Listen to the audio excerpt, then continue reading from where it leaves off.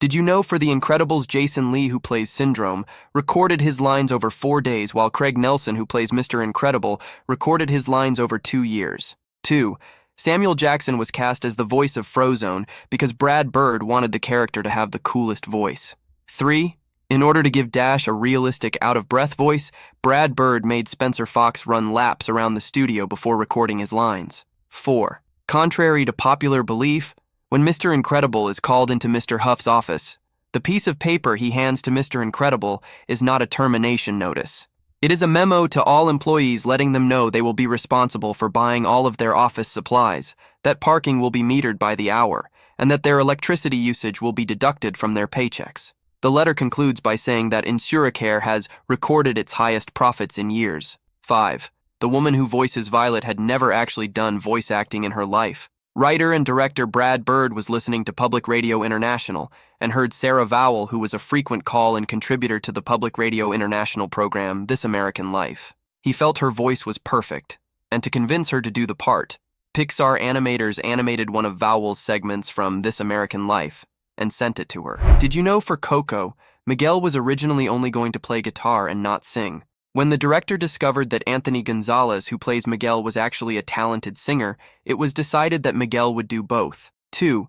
There is a man named John Ratzenberg, who is considered Pixar's good luck charm and has appeared in all of the studio's feature films. In Coco, he is the skeleton who can cross over to the land of the living because his dentist remembers him. 3. Coco was in active production between 2011 and 2017, and it set the record for being the Pixar animated film with the longest production schedule. 4. The film contains elements that would be banned in China, but the censor board was so touched by the film they made an exception. 5. It spent more days number 1 at the box office than any other animated film in the 21st century. 6. The Land of the Dead uses a lot of antiquated technology. For example, an 80s Macintosh computer and walkie-talkie radios. This is fitting, as that technology is obsolete, and so, in a sense, dead as well. 7. Whenever a guitar is played, the animated character's fingers match the fingering of the actual chords. Did you know for Big Hero 6, Baymax's movement and posing was modeled after studying the movement of a baby with a full diaper? 2. The movie is set in an alternate future where after the 1906 earthquake, San Francisco was rebuilt by Japanese immigrants using techniques that allow movement and flexibility in a seismic event. After the city was finished being rebuilt, it was renamed San Francisco due to it being a city with Japanese and American architecture combined. 3. The production team watched videos of fire ants as an inspiration of the movement of the microbots. 4. Creating thousands of citizens was a technological leap made possible by a program invented by the production team called the Denizen Factory, which allowed them to build a whole series of background characters that each have their own distinct design. 5. Although it is based on a Marvel comic of the same name, there are lots of changes to the names, the setting, the ethnicities of characters, the backstories, and several plot points. 6. This is the first animated Marvel film to be released theatrically via Walt Disney Animation Studios. However, the film does not share the same universe as the live-action Marvel Cinematic Universe. Did you know that for Monsters, Inc., the girl who played Boo was so young that it proved difficult to get her to stand in the recording studio and act her lines? Instead, they simply followed her around with a microphone and cut Boo's lines together from the things she said while she played. 2. John Goodman and Billy Crystal sometimes recorded their lines in the same room together, an unusual move for animated films where actors more often work alone. 3. Billy Crystal was originally offered the role of Buzz Lightyear in Toy Story, and he declined, which he later regretted after seeing the film itself, as it would have been a great opportunity for him. They would later promise Crystal a future role in a Pixar film that they would tailor to his talents.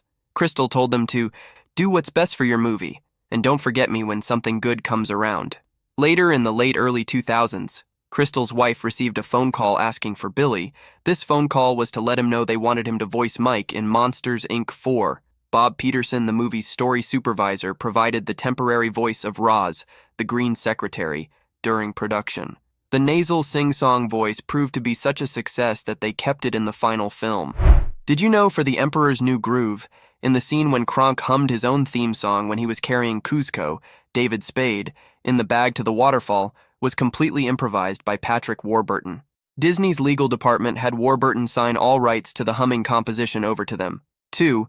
Pacha's wife Chicha is pregnant, and according to the DVD commentary, this is the first Disney animated feature to show a pregnant woman, and one of the first human mothers not to be villainized or killed. 3. This movie was originally planned to have been a dramatic, sweeping Disney musical named Kingdom of the Sun. However, the resulting movie tested very poorly, and the production was suspended even though the movie was 50% complete. It was eventually retooled into the comedic film we have today. 4. Pacha's name means earth in the Incan language. This could refer to his round shape, his green poncho, and/or his down-to-earth personality. 5. In the scene where Pacha is carrying Cusco through the jungle, Pacha and Cusco discuss Cusco having low blood sugar. This is an in-joke about the fact that David Spade, who plays Cusco, is diabetic in real life. Did you know that for Meet the Robinsons, after reading the screenplay, director Stephen J. Anderson actively lobbied to direct this movie for a very important reason? He was a child of adoption himself, and Anderson personally experienced many of the emotions that Lewis expressed about belonging, being wanted, etc. 2. The character of Lewis was actually voiced by 2 people, one of which voiced Lewis at the beginning of the film's production, and one towards the end of the production for when they needed things changed. It is noticeable in some parts of the movie. 3. Walt Disney Feature Animation wanted to assert themselves as being separate from Pixar, renaming themselves Walt Disney Animation Studios.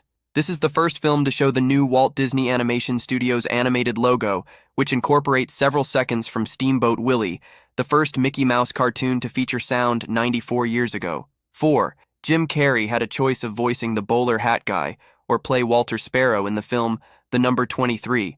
Later the same year Meet the Robinsons was being filmed. He chose the latter. Did you know for Shrek the actors never met each other? They all read their parts separately, with a reader feeding them the lines of other characters. John Lithgow, who played Lord Farquaad, later admitted that while he enjoyed playing the part, that he was a little disappointed that he never actually worked directly with Mike Myers, Cameron Diaz, or Eddie Murphy. 2. Chris Farley was originally cast as Shrek and even recorded almost all of the dialogue. After his death, the role was given to fellow SNL performer Mike Myers. When Shrek does air quotes in the film, it is a tip of the hat to Chris Farley, whose character Bennett Brower also used air quotes. 3. The song All Star by Smash Mouth was only a placeholder for test screenings until a new song could be found, but test audiences loved it, and the producers kept it in. When the producers decided to keep All Star, they decided to let the band perform the last song in the movie I'm a Believer. 4. Mike Myers originally voiced Shrek with his natural speaking voice before the film was test screened. Then he tried a Canadian accent. After viewing a rough cut of the film, he felt that something was missing from his performance and re-recorded all of his lines with a Scottish accent. The decision to re-voice Shrek in a Scottish accent cost an additional $4 million. Did you know for Finding Nemo, Andrew Stanton pitched his idea and story to Pixar head John Lasseter in an hour-long session using elaborate visual aids and character voices.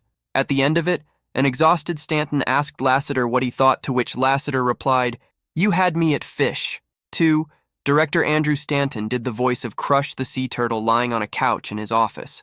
Stanton never intended to do the voice of Crush, only providing the voice for the film's rough cut, but when it proved popular in test screenings, he decided to do it for the final film. 3. Pixar developed a realistic look of the surface water, but had to make it look fake so people wouldn't think it was actual footage of the ocean surface. 4. Finding Nemo is the best-selling DVD in the world with 41 million copies sold. 5. The great white shark's name in the movie was Bruce. Bruce was the nickname given to the models used for the shark in the original Jaws, named after Steven Spielberg's lawyer Bruce M. Raymer. 6. For it to sound like Nigel had Marlin and Dory in his mouth, voice actor Jeffrey Rush held onto his tongue as he said his lines.